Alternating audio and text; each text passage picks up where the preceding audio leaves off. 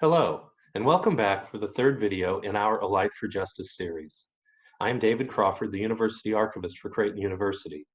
This video series is an alternative to a Lenten program planned in partnership with the Schlegel Center for Service and Justice to pair illuminations from the Heritage Edition of the St. John's Bible with discussions and opportunities for justice.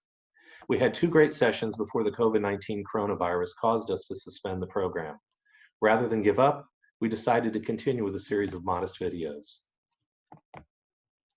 This illumination, the Valley of the Dry Bones from the Old Testament book of Ezekiel, is a personal favorite. So I was pleased when Alyssa Beasley and her team from the Schlegel Center selected it for the themes of racism and criminal justice. The story of the dry bones is wild, as is the entire book of Ezekiel. Many of the people of Israel, including Ezekiel, had been taken into exile in Babylon, and they just learned of Jerusalem's fall and the destruction of the temple, which Ezekiel had prophesied.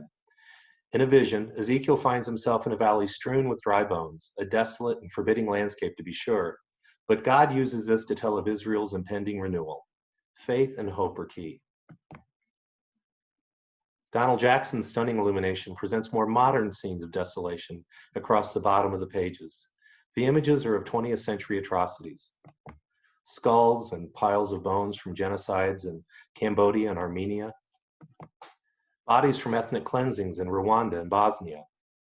The pile of eyeglasses that reminds us of the Holocaust.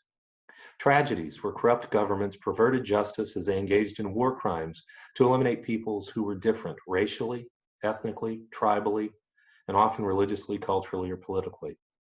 But even in desolation, God is there, the gold amidst the gray images. A promise of renewal is there, with the wonderful words, "I will put my spirit within you, and you shall live." And hope is there.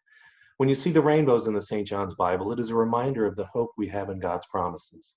The reflection in the oil slick prompts us to look up, where we see that symbol of hope stretched across the top of the pages.